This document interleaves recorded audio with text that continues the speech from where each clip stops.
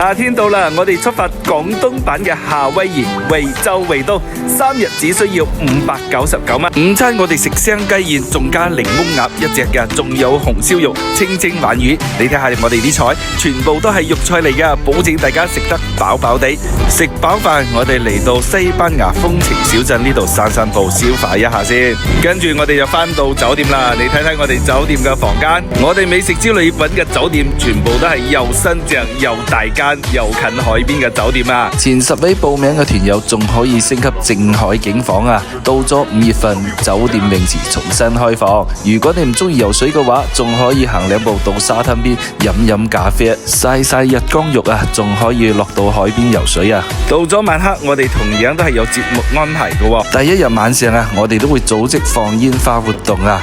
包咗火箭筒同仙女棒，如果你唔夠玩嘅話，仲可以買其他嘅煙花嚟放，都係冇問題噶。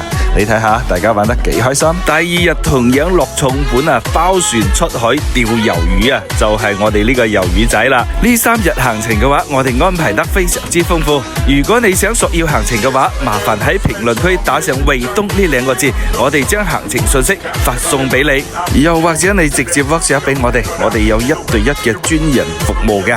到咗第3日，我哋瞓覺瞓到自然醒。中午出發食韓國烤肉啊，韓式烤肉佢係有個小火鍋同有個烤盤俾到大家嘅。我哋都係食夠2個鐘，任食唔落。你睇下，食物非常之豐富啊！食飽飽我哋先返屋企啊！